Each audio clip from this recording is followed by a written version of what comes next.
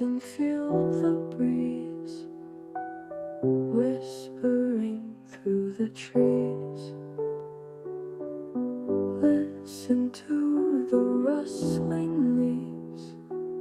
Nature's song will set you free.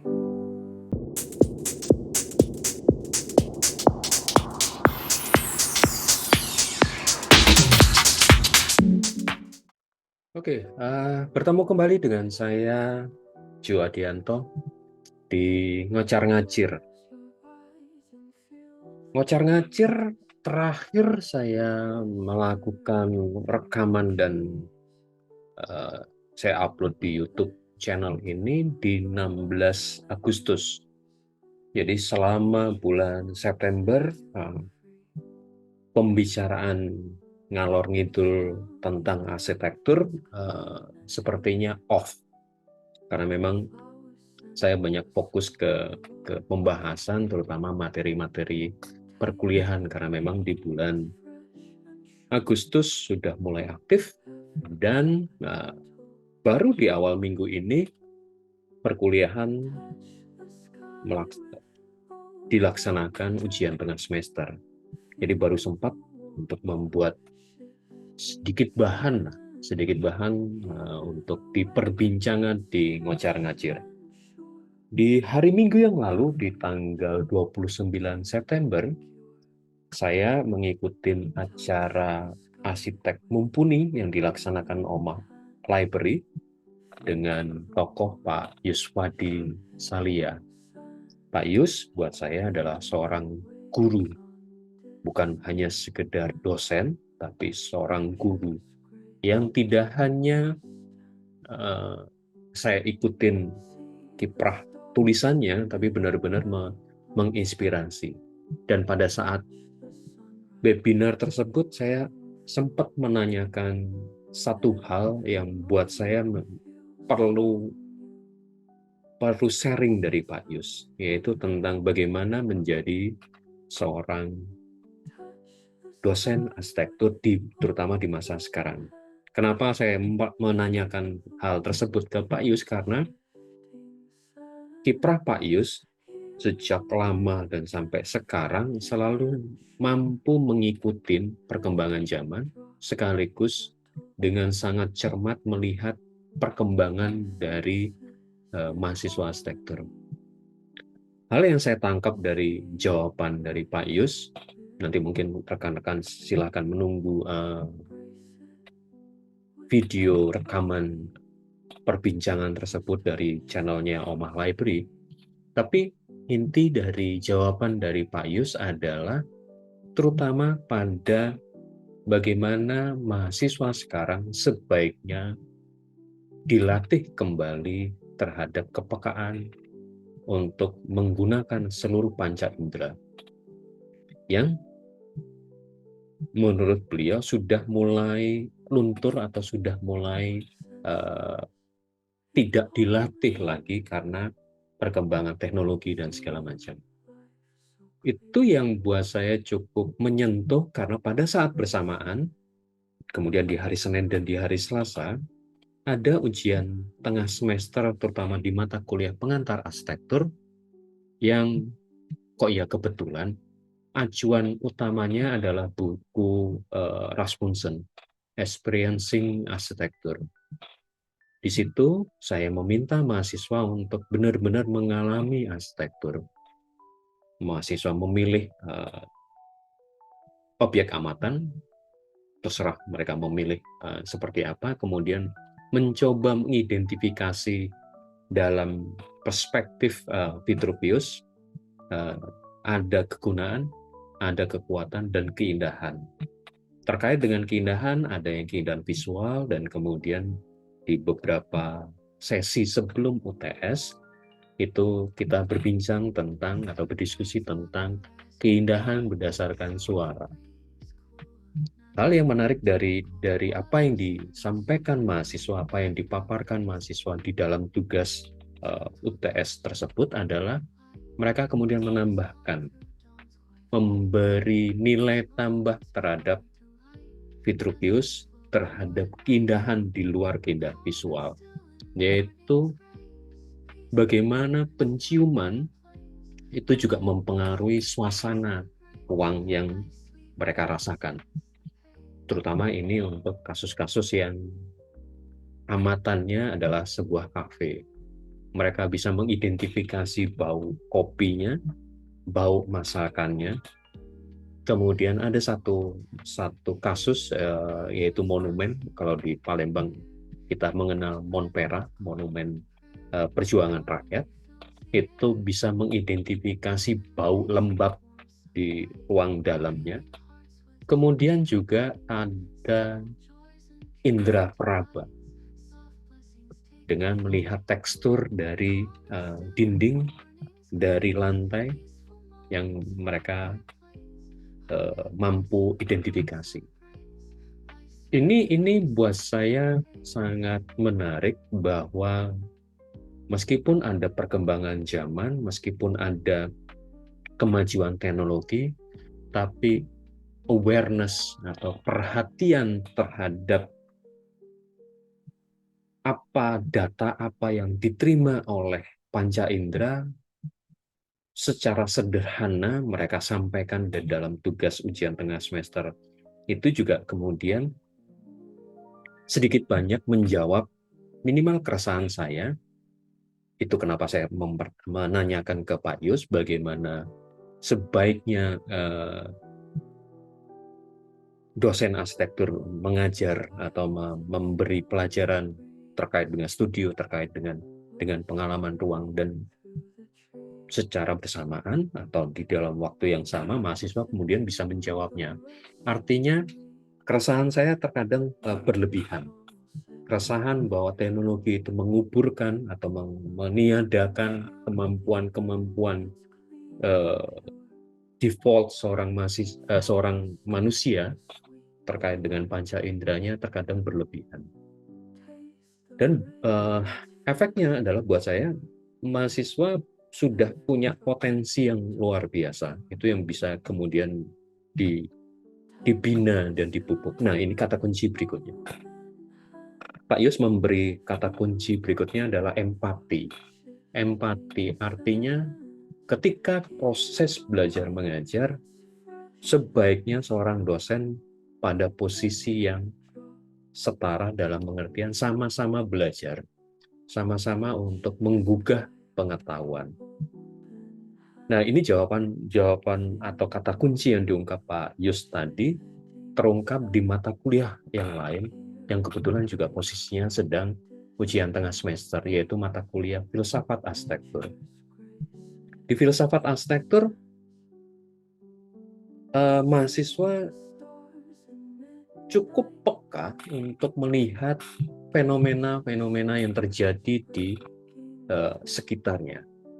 Ada yang membahas tentang ruang private, ada yang membahas tentang ruang interior terkait dengan perilaku, ada yang membahas tentang kampusnya, bagaimana kampus itu bisa memunculkan rasa kreatif, ada yang coba melihat ruang publik, kemudian menggunakan cara berpikir Bruno Latour atau Le Corbusier, ada yang membahas tentang memori, yang kemudian mengacu pada apa yang dipikirkan atau yang diungkapkan oleh Paul Ricoeur.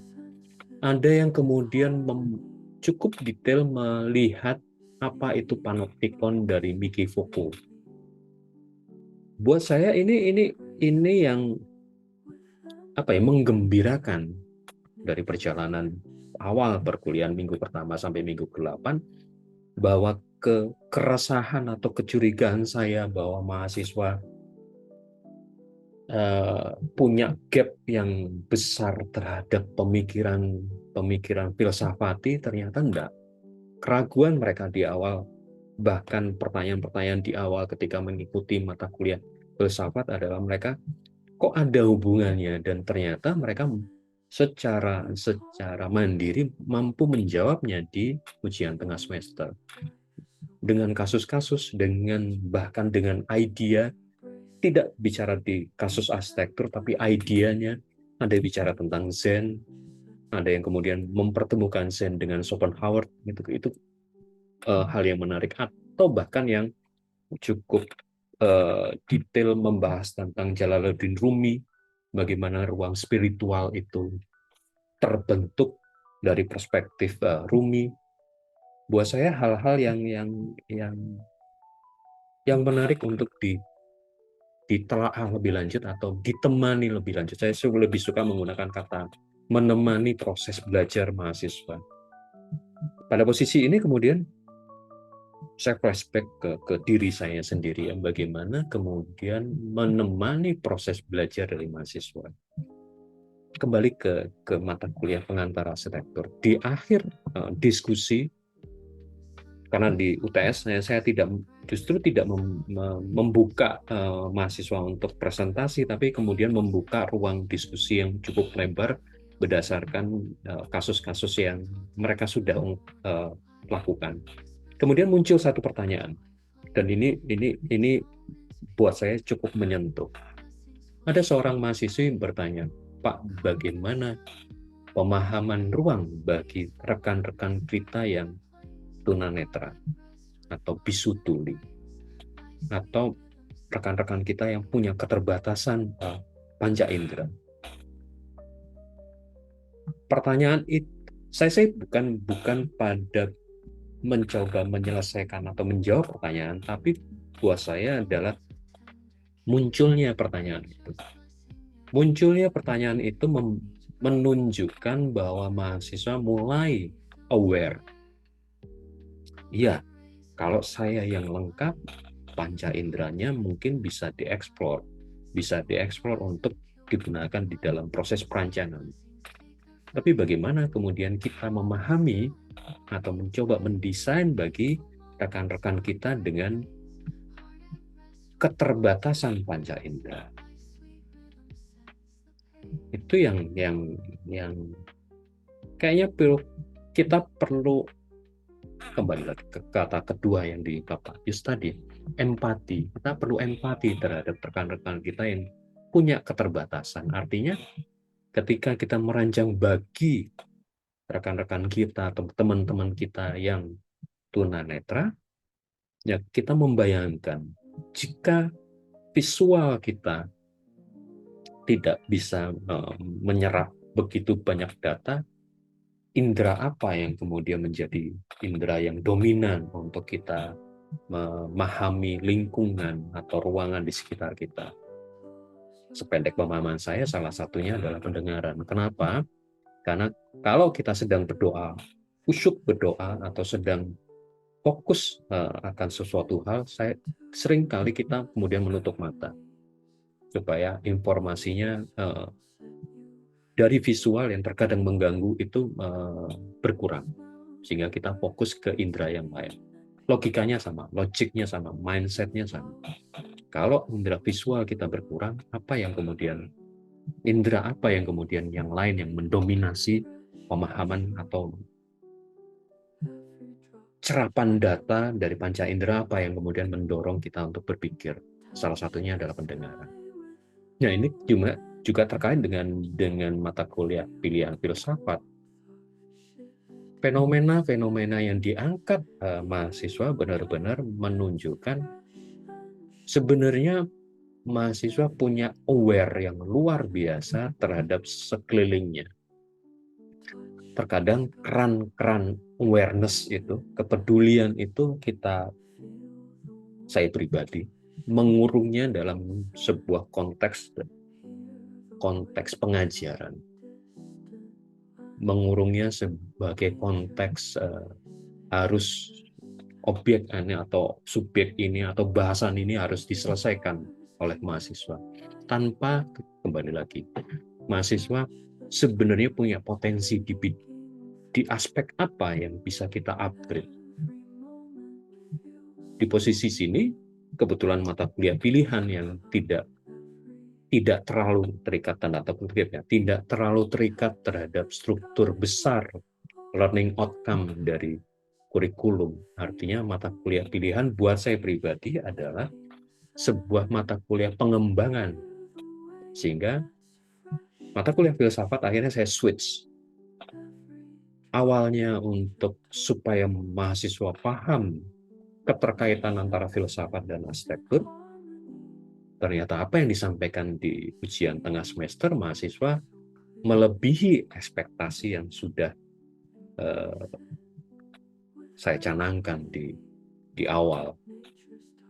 Mereka lebih lebih applicable, lebih peduli, bahkan mencapai tingkat yang lebih mampu untuk aware.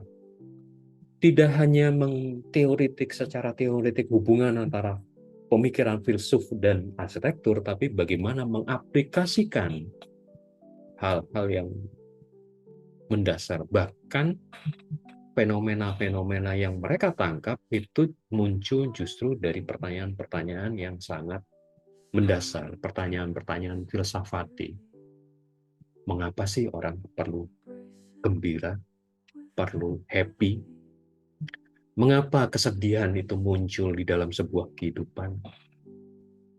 Atau mengapa sih ada ruang publik? Apa fungsinya ruang publik? Apa dampaknya ruang publik terhadap sosial kemasyarakatan? Pertanyaan-pertanyaan yang jujur membuat saya cukup terkejut ketika diskusi, karena pertanyaan-pertanyaan itu melebihi ekspektasi saya. Artinya mereka sudah sangat detail dan sangat peka. Proses selanjutnya saya sampaikan di kelas bahwa iya, kita akan sama-sama belajar, kita akan sama-sama berproses. Sama juga di mata kuliah pengantar, kepekaan mahasiswa dalam menggunakan panca indera untuk mengalami ruang juga menjadi modal buat saya untuk mengeksplorasi lebih lanjut idea terhadap ruang itu, kemudian bisa sebagai modal dasar untuk kemudian mengubah bentuk ruang tersebut. Kepekaan terhadap penciuman, kepekaan terhadap perabaan yang kemudian menunjukkan tidak hanya visual saja, itu buat saya modal ketika mahasiswa terus berlanjut di dalam proses perancangan.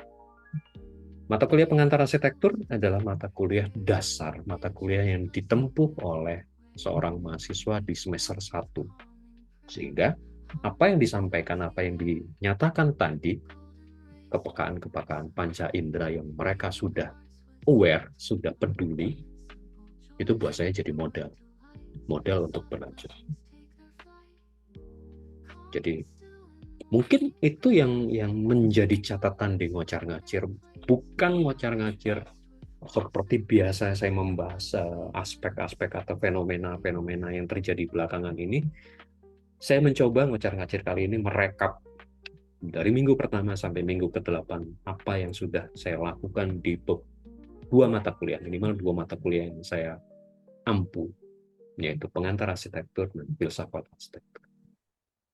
Mungkin rekan-rekan di sini bisa komen, merespon atau apapun, kita coba sharing bersama apa yang terjadi dan apa yang rekan-rekan alami, baik di perkuliahan atau teman-teman dosen yang lain bisa sharing bersama apa sih yang terbaik untuk mahasiswa kita. Mungkin itu yang bisa saya sampaikan. Terima kasih banyak atas perhatiannya dan selalu memperhatikan perkembangan dari channel ini. Terima kasih, sampai jumpa di obrolan atau ocehan di waktu yang lain. Salam sehat. Smell the earth that's clean and pure. Flowers scent a sweet allure.